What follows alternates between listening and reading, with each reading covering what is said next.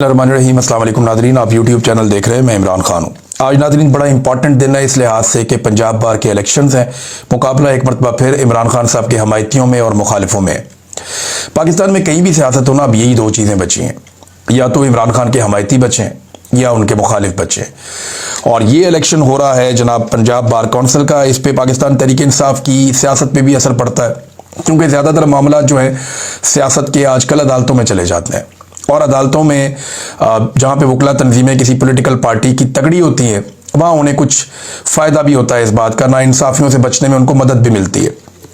तो पंजाब की जो पाकिस्तान तहरीक इंसाफ है, उन्होंने ये हुक्म भी जारी किया है कि तमाम जो अरकान हैं, चाहे वो अरकान असम्बली हैं, चाहे वो टिकट होल्डर्स हैं या ओहदेदारान हैं, वो सपोर्ट करें पाकिस्तान तहरीक इंसाफ के हमायत याफ्ता उम्मीदवारों को।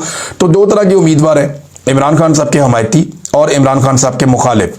तो इलेक्शन का रिजल्ट आएगा रात को, आपके साथ मामला शेयर करेंगे। अगले एक दो वीलॉग्स में आपको इसकी तफसीलात बताएंगे कि पाकिस्तान तहरीक इंसाफ के उम्मीदवार जीत रहे हैं, हार रहे हैं, मामला कहां पहुंच रहा है। एक और इंपॉर्टेंट खबर है, सुहेल अफरीदी जो है वो एस्टेब्लिशमेंट को भारी पड़ना शुरू हो गया। देखिए, इमरान खान साहब ने अपना अफरीदी लॉन्च किया, उसके मुकाबले में एस्टेब्लिशमेंट ने अपना अफरीदी लॉन्च किया। एस्टेब्लिशमेंट का जो अफरीदी है वो शाहिद अफरीदी है, और वो सिर्फ आप जानते हैं वो किस काम के लिए आते हैं। शाहिद अफरीदी साहब उन लोगों में से हैं जिन्हें लगता है कि जो करता है फौज करती है, और जो भी होगा वो फौज ही करके उनको देगी। हाँ, फौज की इज्जत करनी चाहिए, एहतराम करना चाहिए, और उनकी कुर्बानियों का भी जो है वो अगर आप जायज़ा लें तो फौज ने बड़ी कुर्बानियां भी दी हैं बाद औक़ात, और उन्होंने दहशतगर्दी के खिलाफ जंग में कुर्बानियां दी हैं, पाकिस्तान की सरहद की वो हिफाजत करते हैं, तो इस हिसाब से ठीक है। लेकिन शाहिद अफरीदी साहब जैसे लोग हैं वो ये जानते हैं कि पूरा सिस्टम जो है मिलिट्री एस्टेब्लिशमेंट चला रही है, तो वो मिलिट्री एस्टेब्लिशमेंट के सहारे अपनी ज़िंदगी को भी चलाने की कोशिश करते हैं। बहरहाल जो उन्हें कहा जाता है वो उसी चक्कर में पड़ जाते हैं। तो इमरान खान साहब का अफरीदी जो है वो अब इन एक्शन, उसने जो एक स्टेटमेंट दिया है उससे सूरत हाल तब्दील हो गई है। जो सुहेल अफरीदी ने ये काम किया ना, ये बहुत ज़बरदस्त काम हुआ है, क्योंकि एस्टेब्लिशमेंट के देखें दो तीन चीज़ें ऐसी हैं जिनमें एस्टेब्लिशमेंट को प्रॉब्लम होती है। खैबर पख्तूनख्वा से एस्टेब्लिशमेंट को मसला क्या है? तीन चीज़ों का मसला है ना। नंबर एक, उन्हें मसला ये कि यहां से कोई तहरीक खड़ी ना हो जाए इमरान खान साहब की। अब जब गंडापुर साहब थे तब तो एस्टेब्लिशमेंट बड़ी खुश थी। शेर अफजल मरवत साहब ने यह दावा भी किया कि गंडापुर से आर्मी चीफ आसिम मुनीर भी बड़े खुश थे। तो इमरान खान साहब से, या तो इसका मतलब है इमरान खान साहब का फैसला ये भी ठीक निकला कि गंडापुर को हटा दिया जाए, क्योंकि देखें ना, एक आदमी से अगर इमरान खान भी खुश है और आसिम मुनीर भी खुश है, ये तो मुमकिन नहीं है।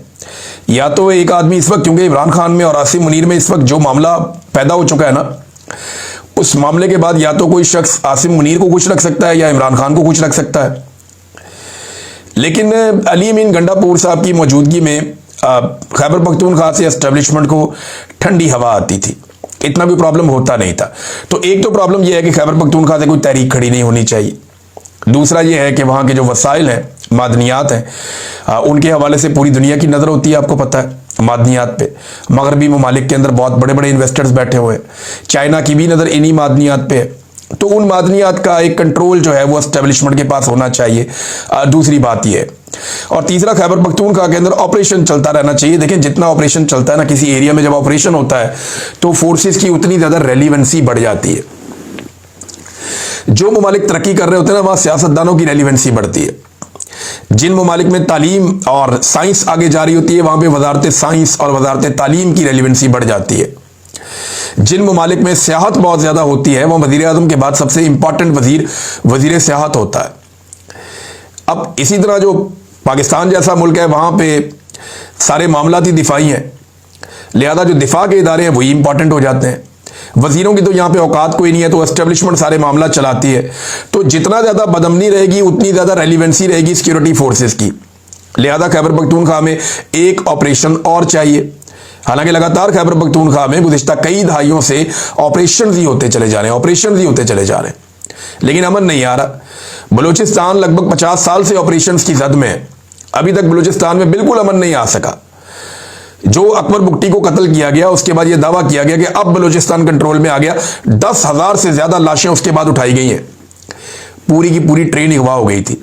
बलूचिस्तान में तो ऑपरेशन से मना भी कोई नहीं करता, हुकूमत भी इनकी अपनी है, निज़ाम भी इनका अपना है, लेकिन आज बलूचिस्तान की सड़कों पे कोई शख्स गुजर नहीं सकता।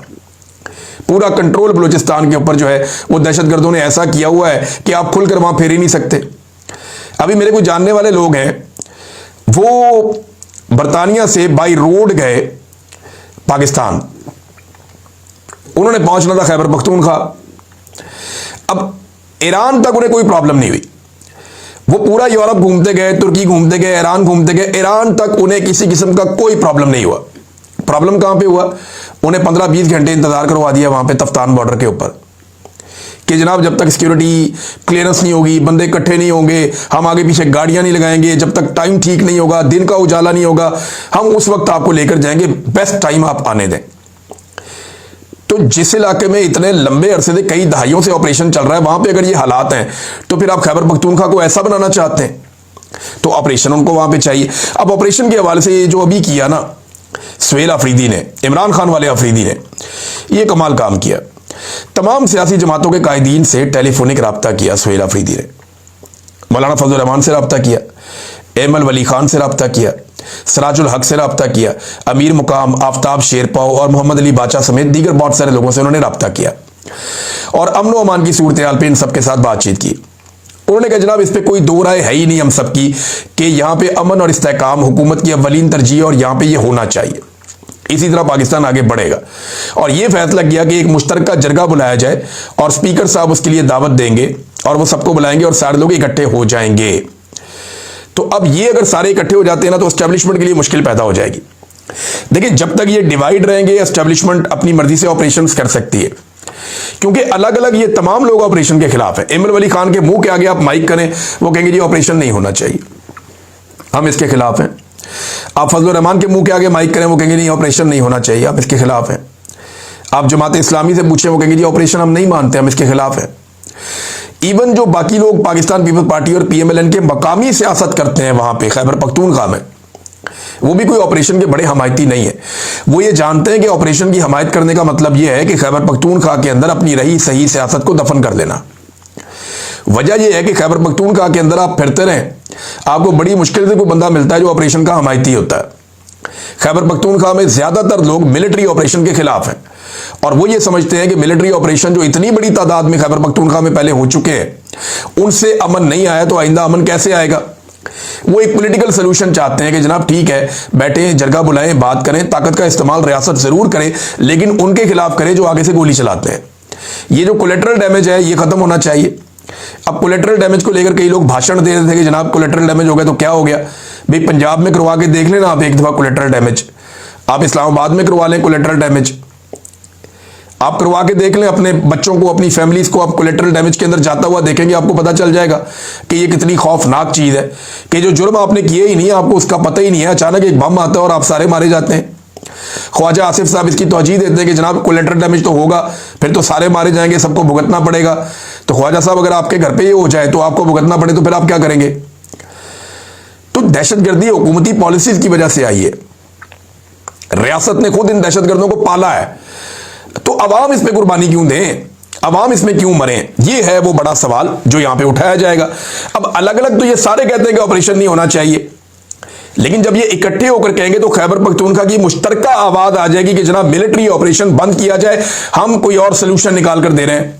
और बातचीत करते हैं, जरगे करते हैं, जहां पे ताकत का इस्तेमाल करना है सूबाई हुकूमत करे, अपनी पुलिस को स्ट्रेंथन करे, इनके वसाइल इनके हवाले किए जाए, इनका पैसा इनके हवाले किया जाए, इनकी मादनियात के ऊपर कब्जा छोड़ दिया जाए, जो खैबर पख्तूनख्वा का पैसा है वो उनको दिया जाए ताकि वो अमन अमान के लिए इस्तेमाल करें। और जहां जरूरत पड़ेगी खैबर पख्तूनख्वा की गवर्नमेंट को, वो पैरामिलिट्री फोर्सेज या मिलिट्री को बुला के ऑपरेशन को आगे बढ़ा सकते हैं। ये इख्तियार भी फिर उनके पास है। तो अब ये मामला जो है वो सुहेल अफरीदी साहब ने कर दिए। एस्टेब्लिशमेंट कोशिश तो करेगी ये कामयाब ना हो, लेकिन बहरहाल ये होने जा रहे हैं और ये जरगा होगा। नाज़रीन, 27वीं आईडी तरमीम के हवाले से कुछ लोगों ने दावा किया, जिनमें एक दावा जो है वो किया गया फजल रहमान साहब की पार्टी के एक सीनियर रुकन है जो बड़े मशहूर हो गए थे 26वीं आईडी तरमीम के दौरान भी, उन्होंने भी वो दावा किया और फैसल चौधरी साहब ने भी ये दावा किया और फजल रहमान साहब की पार्टी ने भी ये दावा किया, कुछ और लोग भी ये दावा कर रहे हैं कि 27वीं आईनी तरमीम पीर को लाई जा रही है और ये एक्सटेंशन से पहले शायद इसे मुकम्मल किया जाएगा। देखिए, अगर 27वीं आईनी तरमीम आ जाती है ना, तो एक चीज आप सबको याद रखनी चाहिए कि अदालतों का अमली तौर पे वजूद बिल्कुल खत्म हो जाएगा। अभी तो अदालतें सिसक रही हैं ना, बहुत सारी ऐसी चीजें जो 26वीं आईनी तरमीम में एस्टेब्लिशमेंट नहीं करवा पाई, वो अब 27वीं आईनी तरमीम में हो जाएंगी। मैंने आपको बहुत पहले एक बात कही थी कि 26वीं आईनी तरमीम के बाद 27वीं आईनी तरमीम आएगी और असल तरमीम वही होगी। ये 26वीं आईनी तरमीम सिर्फ इसलिए की गई है ताकि 27वीं आईनी तरमीम का जो एक्चुअली करना चाह रही है एस्टेब्लिशमेंट, उसका रास्ता खुल जाए, और वो रास्ता अब खोला जा रहा है। यानी नंबर पूरे करने थे ना, तो 26वीं आईनी तरमीम के जरिए से आईनी बेंच बनाया गया। अब उस आईनी बेंच ने नंबर पूरे करने के लिए जो मखसूस नशिस्तें थी पाकिस्तान तहरीक इंसाफ की, वो माले गनीमत के तौर पे बाकी सारी पॉलिटिकल पार्टीज में बांट दी। अब उन सबके पास अपनी अपनी मखसूस नशिस्तें आ गई। अब एस्टेब्लिशमेंट को जो है वो छापे मारने की जरूरत नहीं पड़ेगी। अब एस्टेब्लिशमेंट चादर और चारदीवारी के तकद्दुस शायद पामाल ना करना पड़े। अब उन्हें बहुओं, बेटियों और माओं को अगवा करने की जरूरत नहीं पड़ेगी। पार्लियामेंट लॉजेस और पार्लियामेंट हाउस के अंदर नकाब पोशों को दंदनाते हुए आने की जरूरत नहीं पड़ेगी। लोगों के बच्चे अगवा करने की जरूरत नहीं पड़ेगी। अरकान असेंबली को खरीदने और उनको दबाव में लेने की जरूरत नहीं पड़ेगी, क्योंकि मखसूस नशिस्तों का तोहफा आईनी बेंच दे चुका है। तो ये माले गनीमत को इस्तेमाल करके अब 27वीं आईनी तरमीम लाई जाएगी। और इस्लामाबाद से जो लोग इतला दे रहे हैं, वो ये इतला दे रहे हैं कि जिन लोगों ने 27वीं आईनी तरमीम को पास करवाना है, उन्हें पता ही नहीं है कि इस तरमीम के अंदर क्या लिखा हुआ है। बस ये आएगी और पास हो जाएगी, और कोशिश ये है कि ये काम एक्सटेंशन से पहले हो जाए। अब देखते हैं कि क्या होता है। बहरहाल ये कुछ लोगों का दावा है, वो दावा मैंने आपके सामने रख दिया है। दावा करने वाली जो मेन शख्सियत है वो कामरान मुर्तजा साहब हैं, फजल रहमान साहब की पार्टी के। नादरीन, अमरीकी जहाज आने के बाद जब अमरीकी तेल पहुंचा पाकिस्तान में, तो मैंने आपसे कहा था कि पाकिस्तान में तेल या तो महंगा होगा या पाकिस्तानी हुकूमत अपने बजट में से कट लगा के अमेरिका को खुश करने की कोशिश करेगी ये तेल लेने के लिए। लेकिन मेरा जो पहला अंदाजा है वो ठीक निकला। 2.5 रुपए और 3 रुपए का इजाफा हो गया पेट्रोल और डीजल की कीमत में, और अभी एक अमरीकी जहाज आया। अमेरिका को मजीद खुश रखने की कोशिश की जाएगी। पाकिस्तानी कितनी भी कोशिश करें अमेरिका को खुश रखने की, मैं एक बात आपको बता देता हूं कि उनके ताल्लुकात भारत के साथ हमेशा बेहतर रहेंगे। ये वक्ती तौर पे एक तातुल जो आपको दिखाई दे रहा है, ये सिर्फ एक धोखा है। अमेरिका का और भारत का जो अलायंस है वो नेचुरल है। उनके पहले भी मुआहदे हो चुके हैं, और अभी 10 साल एक और दिफाई मुआहदे में अमेरिका और भारत चले गए, और वो बड़े खुश हो रहे हैं। वो बता रहे हैं कि 10 साल का एक दिफाई मुआहदा हो गया भारत और अमेरिका के बीच में। इससे पहले भी भारत और अमेरिका के बीच में बहुत सारे दिफाई मुआहदे हो चुके हैं। और जो लेटेस्ट खबर है वो भी मैं आपको बता देता हूं कि इंडिया और यूनाइटेड स्टेट्स ऑफ अमेरिका के बीच में एक फाइनलाइजेशन हो रही है बायलैटरल ट्रेड एग्रीमेंट की। यानी दो तरफा जो तजारती एक मुआहदा है उसको भी फाइनलाइज किया जा रहा है, और जितने भी इश्यूज हैं इन दोनों ममालिक के बीच में टैरिफ समेत, उन तमाम इश्यूज को इस वक्त हल किया जा रहा है। और बताया ये जा रहा है कि ये बहुत करीब पहुंच गए हैं एक ट्रेड एग्रीमेंट के, अमेरिका और भारत। तो तारीफें तो ट्रंप साहब करते हैं पाकिस्तान की, और भारत को लगाते हैं अचूके। वो भारत को ये कहते हैं कि जनाब ब्यूटीफुल, ब्रांड न्यू 7 प्लेन्स, हालांकि पाकिस्तान 6 कहता है, लेकिन वो भारत को टीके लगाते हैं ट्रंप साहब। लेकिन उसके बदले में भारत के साथ एक दिफाई मुआहदा भी कर लिया, और भारत के साथ एक ट्रेड एग्रीमेंट भी करने जा रहे हैं जो बहुत करीब पहुंच गए हैं। तो पाकिस्तान को क्या मिला? पाकिस्तान को कुछ नहीं मिला, सिर्फ तारीफें मिली हैं। और पाकिस्तान से अमेरिका को चाहिए क्या? एक तो इसराइल के लिए खतरात खत्म करने हैं, यानी जो फोर्स जाएगी। अब ख्वाजा आसिफ दौड़ गए हैं इस बात से कि जनाब हमास को गैर मुसल्लह करने में हम नहीं है, कभी कहते हैं कभी कहते हैं नहीं है। बैरिस्टर अकील जो है वो कोई और बात करता है। ये लोग ना 3 में ना 13 में, इन्हें पता ही नहीं है। सिर्फ मिलिट्री एस्टेब्लिशमेंट को पता है, वो फैसला करेगी और फौज चली जाएगी। जब फौज जानी होगी तो फैसला मिलिट्री एस्टेब्लिशमेंट करेगी। पार्लियामेंट की, काबीना की, वजीर आजम की, वजीर दिफा की, इनकी कोई औकात नहीं है। ये कुछ नहीं बेचते। जिस वक्त मिलिट्री एस्टेब्लिशमेंट फैसला कर लेगी आसिम मुनीर साहब की फौज भेजनी है, फौज चली जाएगी गजा में। फौज गजा में जाके करेगी क्या, वो आपको पाकिस्तान में कभी कोई नहीं बताएगा। वो बात आपको डोनाल्ड ट्रंप ने और नेतन्याहू ने पहले ही बता दी है। डोनाल्ड ट्रंप ने आपको यह बताया और बार बार बताया कि एक फौज आएगी गजा में। ये जो फौज आएगी ये हमास को गैर मुसल्लह करने का काम करेगी, और ये फौज ये काम करना चाहती है, और ये काम बहुत अच्छे तरीके से वो करेंगे। डोनाल्ड ट्रंप ये कह चुके हैं। और यही फौज इसराइली सरहदों की हिफाजत भी करेगी। जबकि इसराइल ये बात क्लियर कर चुका है कि हम बताएंगे कि वो जो फौज आएगी उसमें किस किस मुल्क के फौजियों को आने की इजाजत होगी। और ये बात अमेरिकी वज़ीर ख़ारजा बता चुके हैं कि पाकिस्तान को इसराइल ने दे दी है अप्रूवल या एनओसी कि पाकिस्तानी फौज उस फौज के अंदर शामिल हो सकती है जिसको गजा में आना है। जबकि ईरान को, तुर्की को, यमन को और कई मुल्कों को उन्होंने एनओसी नहीं दिया कि उन मुल्कों के फौजी हमें नहीं चाहिए, लेकिन पाकिस्तान के फौजी आ जाएं तो कोई बात नहीं है। तो एक तो इसराइल के बारे में खतरात कम हो जाएं। अमेरिका ये चाहता है कि पाकिस्तान इसराइल को तस्लीम भी करे, तो अगर ये सारा कुछ हो जाता है तो तस्लीम भी कर देंगे तो क्या फर्क पड़ता है। मजहबी सियासी जमातें तो ठुस हो गई हैं, टीएलपी का जो है वो उन्होंने क्रश करके रख दिया है। वैसे भी टीएलपी पॉलिटिकल पार्टी थोड़ी थी, एक जत्था खड़ा किया था फौज ने, वो उसी तरह वापस बैठा दिया उन्होंने। और दूसरी तरफ अगर आप आ जाएं तो फजलुर रहमान साहब और जमात इस्लामी वो वही करेंगे जो उन्हें मिलिट्री एस्टेब्लिशमेंट कहेगी, वो उनके खिलाफ जाने की गलती नहीं करेंगे। और अफगानिस्तान में अमेरिका चाहता है अपने मफादात हासिल करना, मादनियात पे वो चाहते हैं अपना कंट्रोल करना। ये चाइना को भी चाहिए, अमेरिका भी की चाहिए, ये चाइना को भी चाहिए, अमेरिका को भी चाहिए, और भी लोग इस पे नजर रख के बैठे रहते हैं। ईरान पे अमेरिका को पता है कि अगर एक तसल्लुत रखना है तो पाकिस्तान के साथ, वहां पे भी पाकिस्तान की जरूरत पड़ेगी। और भारत के लिए देखिए, भारत के तैयारे पाकिस्तान बार बार गिरा रहा है। 2019 में भी गिराए, 2025 में भी गिराए, दोबारा होगा पाकिस्तान फिर गिरा देगा। तो भारत को समझ नहीं आ रही कि उनके साथ हो क्या रहा है। तो अमेरिका ने पाकिस्तान के साथ बड़े करीबी ताल्लुकात अब बना लिए हैं। अमेरिकन ये जानना चाहते हैं कि ये होता कैसे है और चाइना क्या टेक्नोलॉजी पाकिस्तान के साथ शेयर करता है, जिसके बाद पाकिस्तान जो है वो लगातार इंडिया की ये हालत बना देता है।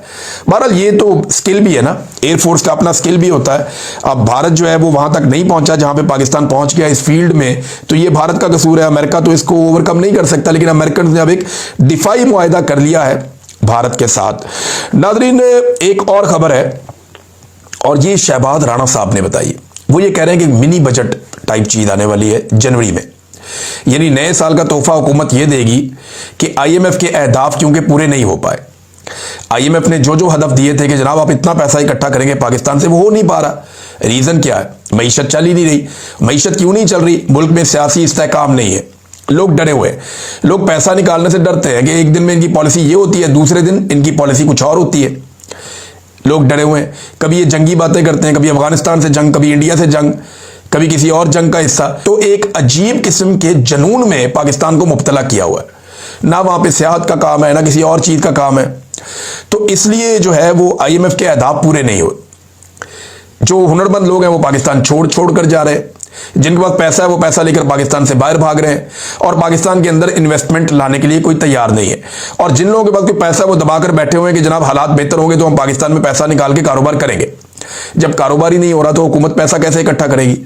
अब पैसा इकट्ठा करने का एक ही तरीका रह गया ना, लोग जिंदा रहने के लिए जो चीजें इस्तेमाल करते हैं या अपने रोजमर्रा की जिंदगी में जो चीजें जरूरी है इस्तेमाल करने की, उन पे इतना टैक्स लगा दो कि 25 करोड़ आवाम का खून निचोड़ के पैसा इकट्ठा कर दो। ये वो पैसा इकट्ठा कर रहे हैं लेकिन हदफ पूरे नहीं हो रहे। अब जब हदफ पूरे नहीं हो रहे तो फिर जनवरी में एक नए टैक्सेस की भरमार आ रही है क्योंकि मईशत उठ नहीं पा रही। तो एक मिनी बजट की खबरें फैल रही हैं हर तरफ, वो आपको पता चल जाएगा आने वाले दिनों में। अमेरिका नाज़रीन मुबैना तौर पे एक नई जंग शुरू कर सकता है और ये जंग हो सकती है वेनेजुएला के साथ। ये जंग क्यों हो सकती है, मैं थोड़ा सा बैकग्राउंड आपको बताता हूं। एक तो वेनेजुएला में बहुत सारी मादनियात हैं, तेल है, बहुत सारे मादनी ज़खायर हैं जिसके ऊपर अमेरिका की लाजमी बात है, उनका एक इंटरेस्ट होगा कि ये हमें मिल जाए। इतनी दूर दूर अमेरिका जाता है अपनी मादनियात के लिए तो अपने आसपास छोड़ेगा वो। ये अमेरिका से बिल्कुल, अगर मैप में आप नीचे देखें तो मैक्सिको से नीचे आते हुए यहाँ पे एक बड़ा इंपॉर्टेंट मुल्क है समंदर के किनारे वेनेजुएला, ऊपर हेटी भी है, क्यूबा भी है। तो ये जो वेनेजुएला है इसके बारे में खबरें आ रही हैं कि जनाब यहाँ पे कोई जंग जैसी कैफियत पैदा होने जा रही है और अमेरिकी फौजियों ने कुछ तैयारी व्यारी भी की है, इसके बारे से भी कोई इतलात आई है। तो अमेरिकी फौजी तैयारियों के बाद वेनेजुएला का जो सदर है मोटोरो, उसने रूस से हंगामी तौर पे फौजी इमदाद की दरख्वास्त की है और रूस से कहा कि हमें मिसाइल भी दिए जाएं, जहाज़ों की मरम्मत की जाए, हमें रडार्स भी दिए जाएं, उनकी मरम्मत किया जाए। चीन और ईरान से भी उन्होंने कहा जी हमें मदद दें क्योंकि अमेरिका हमारे ऊपर हमला कर सकता है। तो दूसरी तरफ अमेरिका भी जानता है कि रूस को रोकना कैसे, और इसके लिए पेंटागन ने फौरी तौर पे ये अप्रूवल दे दी है कि यूक्रेन को लॉन्ग रेंज टॉम हाक मिसाइल दे दिए जाएं। अब सिर्फ डोनाल्ड ट्रंप ने अप्रूवल देनी है और मिसाइल वहां चले जाएंगे।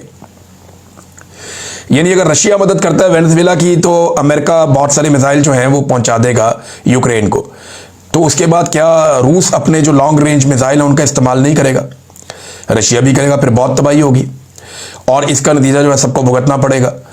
और वेनेजुएला में रशिया अगर अपने हथियार देता है तो इसका खुमियाजा फिर अमेरिका को भुगतना पड़ेगा। तो ये एडवेंचर किसी काम नहीं आएगा। एक्चुअली वेनेजुएला में करना क्या है, एक रिजीम चेंज करना है अमेरिका ने। और वो किस लिए करना है, इधर मैं आपको खबर दे देता हूं। ये एक खातून है, इनका नाम है, अपोजिशन लीडर है आजकल, मारिया कोरिना। इनको अमन का नोबेल इनाम भी दिया गया कुछ अर्सा पहले, और ये बताया गया इन्होंने डिक्टेटरशिप के खिलाफ बड़ी जबरदस्त इनकी खिदमात थी, तो इनको ये इनाम दिया गया है। अब अमेरिकी हुकूमत ये चाहती है कि वेनेजुएला का जो इस वक्त का रिजीम है उसको तब्दील करके इस खातून को लाकर बिठा दिया जाए। और इस खातून ने वेनेजुएला की मादनियात, तेल और दीगर वसाइल तक अमेरिका को रसाई देने की हामी भी भरी हुई है। जो मौजूदा हुकूमत है उन्होंने भी कहा ट्रंप से कि आओ बैठो बात करते हैं इस बारे में, अगर आपको वसाइल तक आना है तो।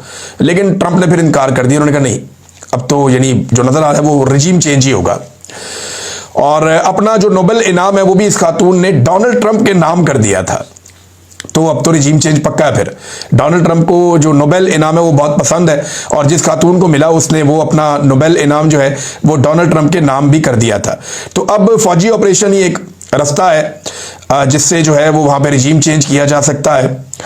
और इस तरीके से वो कोशिश करेंगे, जनाब हमने इंसानों की जानें बचाई हैं, हमने वेनेजुएला को आज़ाद करवाया। अमेरिका के एक लीडर भी हैं जिन्होंने इस बारे में एक ट्वीट किया है बड़ा इंटरेस्टिंग, और उसमें उन्होंने ये लिखा है कि वेनेजुएला विल बी फ्री, ये उन्होंने लिखा। और ये रिप्रेजेंटेटिव है अमेरिकन, कार्लोस ए जेमेनेज, तो इन्होंने जनाब ये लिखा है। तो अब देखते हैं कि ये जंग होती है या नहीं होती। बहरहाल पाकिस्तान की जानिब से तो बार बार दबाव डाला जाता है कि डोनाल्ड ट्रंप को अमन का नोबेल इनाम जरूर दिया जाए। अब तक इतने, अपना ख्याल रखिएगा, अपने इस चैनल का भी अल्लाह हाफ़िज़।